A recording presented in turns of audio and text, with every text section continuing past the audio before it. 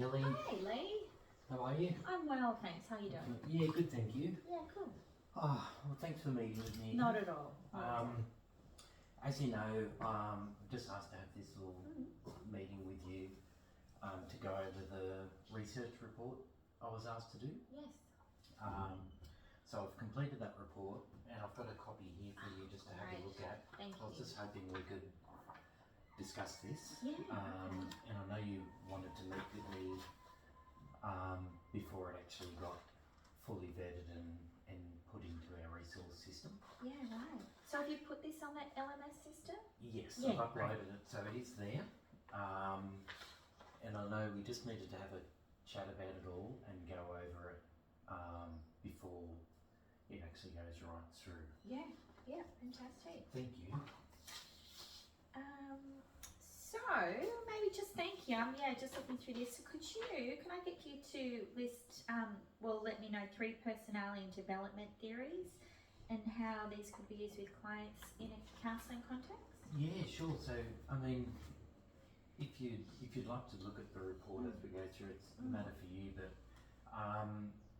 as you know, there's a number of different personality and development theories, but as you just asked, I had to do a bit more on 3. Okay. And the ones I went with was Maslow's hierarchy of needs. As you're aware, that theory suggests that people after they're born and as they're growing up through childhood and indeed through later in life, suggests that there's a bit of a hierarchy of individual needs from the most basic, but which could be argued to be the most important needs, up to like self-actualization, the kind of epitome of human needs. So the theory suggests that if we can't meet our basic or most important needs, we may not then be able to fulfill the needs of the other ones. Like if someone's needing having to have their emotional needs met, but they're not physically safe or have a home, then probably not likely they're going to be able to meet those needs. Yes. So it's basically assumes that if you're not able to meet the needs from the most foundational ones, you're not then able to progress through to the other needs. In the report, I've even put in here as well that there's the 5 main categories as well. So the main ones are physiological needs, so things like your essential basic ones, so having a roof over your head, food, clothing, and even like hygiene ones like needing a shower. I think if someone doesn't have those needs, then they're not going to be able to meet needs of wanting to have belonging and emotional like love. That's kind of how that theory works. If someone has a house and there's food and is stable that way, then they can progress through to the next one is physical safety. Again, if someone's living in a household where they're physically and mentally at harm, again, the theory suggests that, they're probably not going to be able to feel love and belonging in that relationship because their needs of physical safety and mental safety are more important and are higher on that hierarchy of need. Yeah, so that's Maslow's. Erickson's stages of psychosocial development, his theory suggests that there's stages through life, even from very early infancy, where people progress through naturally, and then as they naturally progress through age and experience, but they also progress through there in development, not just personality, but actual skills, abilities, learning from others. So his theory pretty much suggests that throughout each of those main stages in life, an individual can experience like an internal crisis point. There's a bit of a conflict, which through environment and interaction with others, people can either successfully navigate through those natural conflicts or not.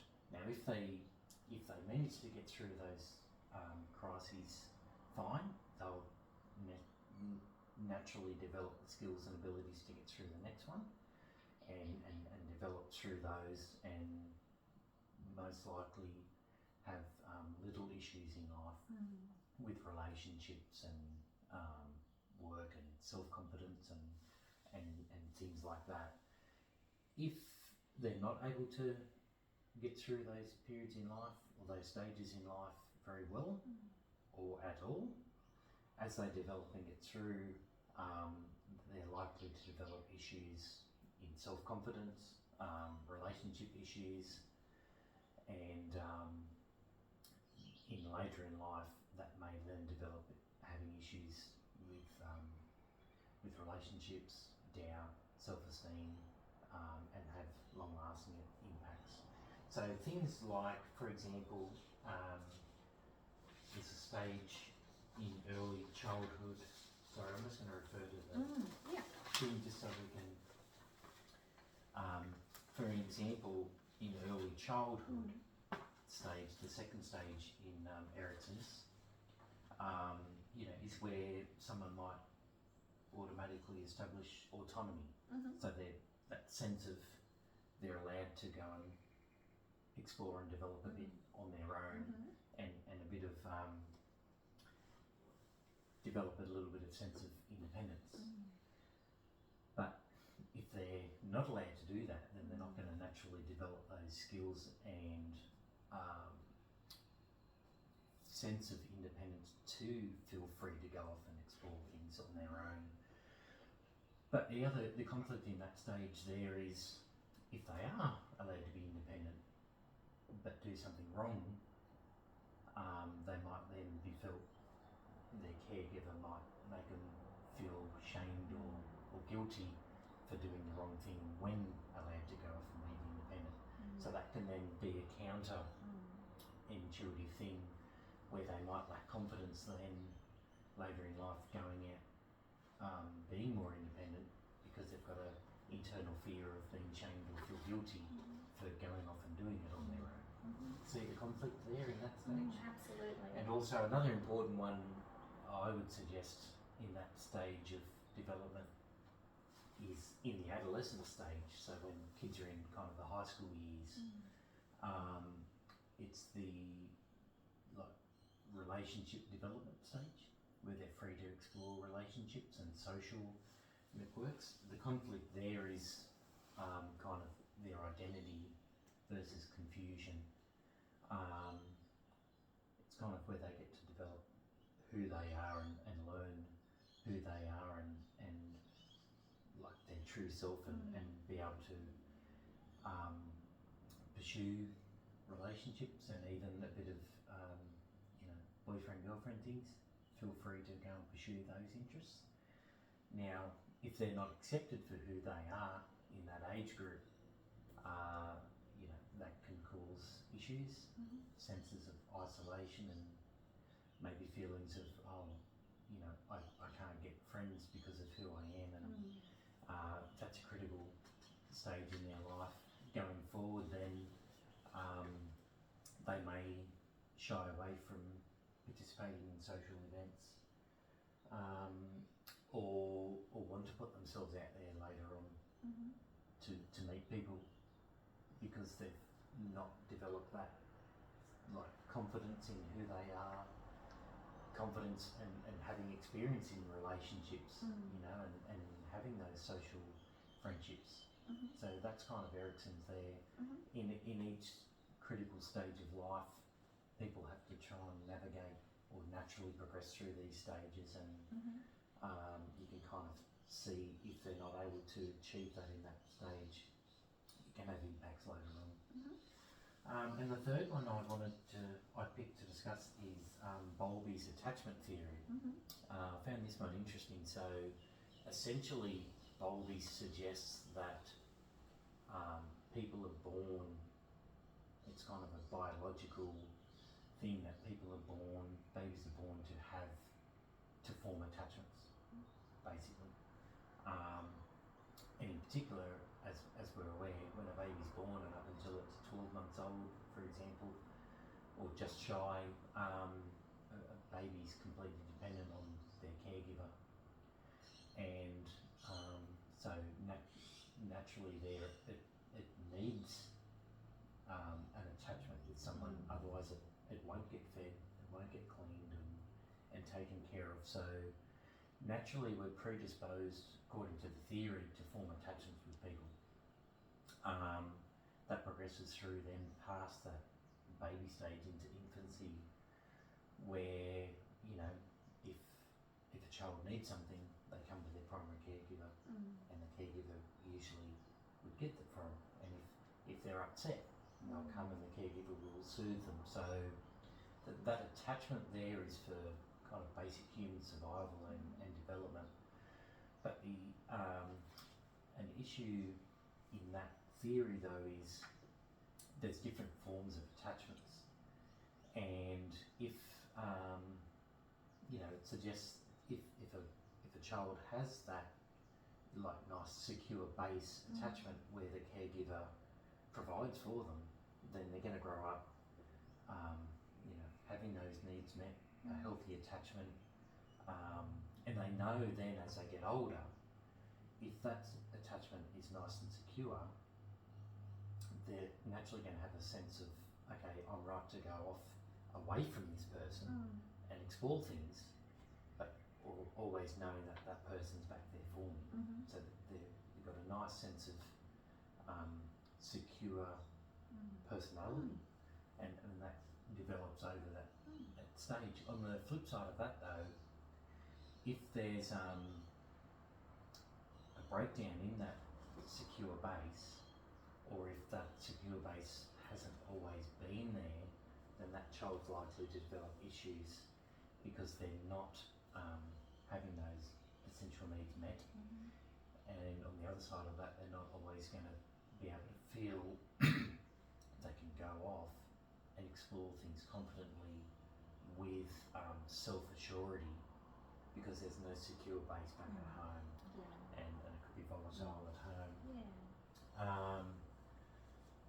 One of the key things that I recorded in my thing there is the theory emphasises the importance of having that emotional bond between the child and the caregiver. It states it really sets up the child and the person's development then for relationships later in life. It really highlights the importance of that secure base. It suggests if there's any like deprivation in the relationship between the caregiver and the child, then yeah, there's going to be it will impact their sense of self-confidence, self-esteem, and it's a good one. It's a good one to relate to if there's relationship issues, because it all centres around this bond that childs create and form in their early childhood, and the importance of those bonds with a caregiver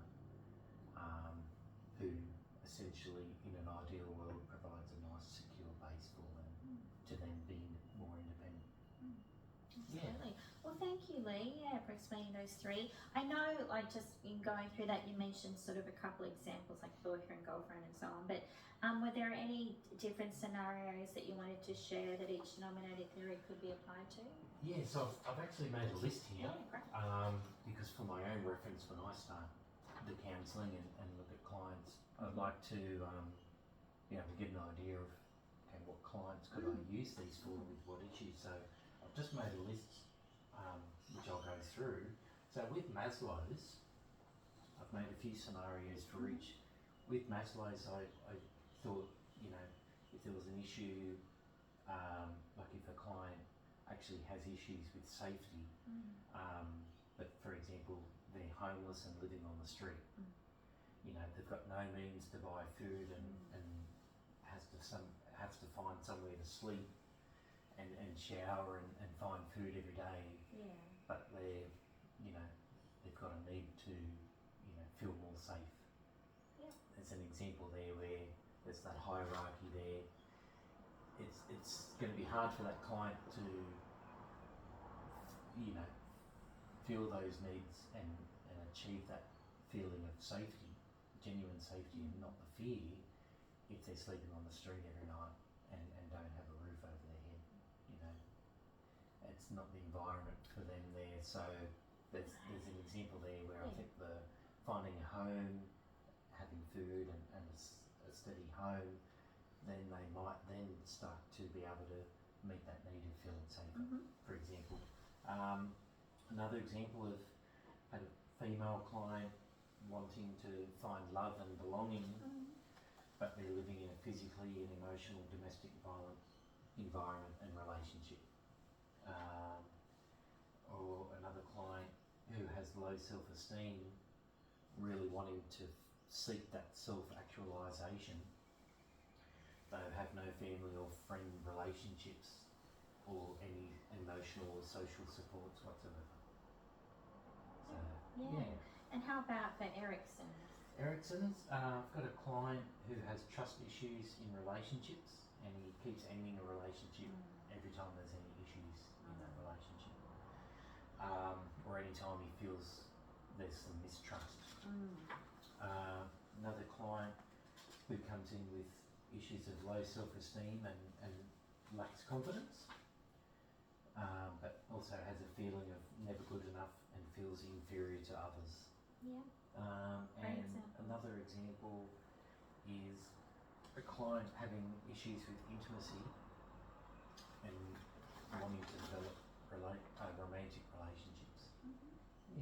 And finally, the attachment theory examples.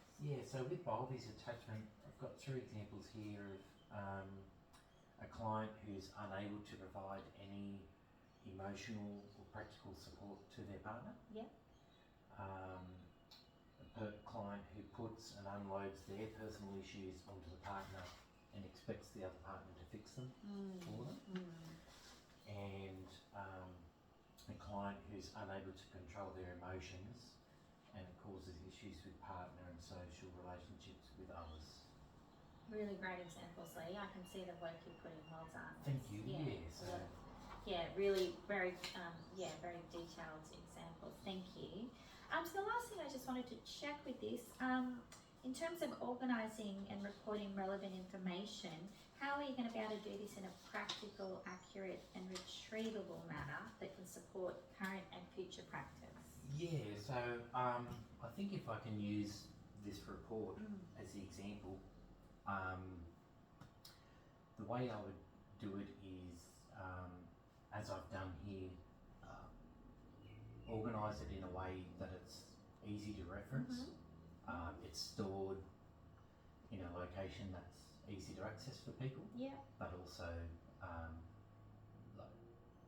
secure and organised. So in the hard copy here, for example, the way I've organised it is in its relevant categories, so the topics. So have it spread out in a logical way, where it's easy to reference, but it flows naturally, and each part of information, relevant information, is under that particular topic, where it makes sense to do that way.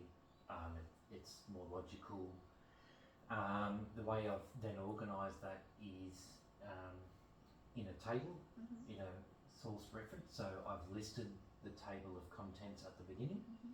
Great. So it's organised in that way, again for reference, but you know, if someone wants to just look up a specific thing, I've indicated what page it's on so you can go straight to the page. You can find it quickly, more easily. And I've also listed at the bottom of there my sources for where I've got the information. Great. So that can also be checked as well, easily and efficiently. they can find the source, go and do some more research themselves. Right. Excuse me. As far as storing it and having it recorded that way, in the electronic copies, I've created a specific folder on our system, labelled resources, and then if you go into resources, I've created other folders there. This one in particular, there's a unique folder there for personality and development. Yeah. And so you can click on there, and then there's my research report in there. So I've got it stored and filed in an easy manner to access. Brilliant. That obviously helps our practice now, because if someone wants to do any research or needs to access it quickly or readily for a session or during in between a session, it's easy for them to then access it. It's stored in our hard copies as well, Okay. under training resources, and again alphabetical order, under personality and research. Yeah. Personality and development theories. It's stored in that way, alphabetical, again easy access. That's going to help, I think, because it'll be available as a physical copy, or again if someone wants to just jump online into our folder and find it. It'll help, it makes it easier for people. I've made sure, and as you'll see through the sources I've used, the information's all current. Excuse me. It's relevant and it's reliable. I've put on the front of the report as well that each year I'll relook at the report and check that it's still valid and current information. If it needs updating, I will do that, because I want to make sure, as you could agree, that the information we rely upon and look at is current and up to date. Yeah. To make sure that it's still appropriate to refer to, and it is, if it's by doing a report like this also, and then if I need to relook at it in a year's time, I can still check to make sure that it's not missing any information, or if any other information that's come out can be included, I'll update that. Okay, great. Yeah. Well done, Lee. Gosh, you've done a great deal of work. That's fantastic. Thank you. Yeah. Now, I just realised, I think in one of the things we also needed to have a chat about was, with the 3 theories, was how they can be used in counselling. So I might just quickly go on that as well. Okay. So with Maslow's, how Maslow's can be used in a session or in counselling in general. It can be used to help identify needs and the current needs of the person being met, and help for me as a counsellor try and, in collaboration with the client, prioritise those needs. Yeah. So I can refer to that theory to help prioritise and identify what needs aren't being met. I can use that theory to help me try and identify some potential causes and why they're having those issues. So it'll help me identify some causes for why those needs aren't being met. Okay. Yeah. In relation to Erickson's, how it can be used is it'll help me identify potential stages in someone's earlier life, which might be the initial cause for their issues. If, for example, like the examples I gave earlier, if they're having issues in their relationships, or if they're lacking self-confidence or having trust issues, I can use that theory and go back in their earlier childhood with the person and try and identify a time where this may have all started. In relation to that also, that then helps me to help the client with their thinking patterns and potential behaviour patterns if they're thinking and behaving in certain ways because of that issue. Yeah. Where in that theory there, I think I can help. It'll help me draw some parallels and links there with their thinking and behaving. In relation to Bulby's attachment, it'll certainly highlight issues in relationships they're having. It'll help me gain an understanding of the client's thinking. They're going to naturally think of, their thinking is primarily going to be centred around other people and what they are or what they're not getting from other people, as opposed to them being able to naturally develop that or find that in themselves.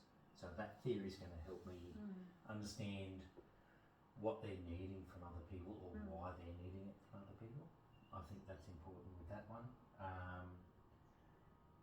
And yeah, it'll help me to gain a better understanding of the person's emotional development. Yeah. Particularly because in relation to that theory, Bulby's, the attachment, the client's going to find a lot of their emotional needs again are met through someone else, not themselves. And I'll be able to use that to identify any kind of unhealthy attachments they might have. Yeah, great example. And perhaps any, I wouldn't want to say unhealthy emotional needs, but just some perhaps unrealistic emotional needs in clients. Yeah. That's So awesome. I can Great use those examples. theories with those type of issues. Yeah. Yeah, cool. Well, keep up the All good work, Lee. Well Thank done. you. Thank you for that. So No, if you're thanks for happy coming with that, in. Yeah, absolutely. I'll make sure it's there for reference now, and Great. I can revisit it again later and make sure it's up to date. Awesome. Thanks, Lee. I'll Right. show you later. Thank you for that. No worries. Okay.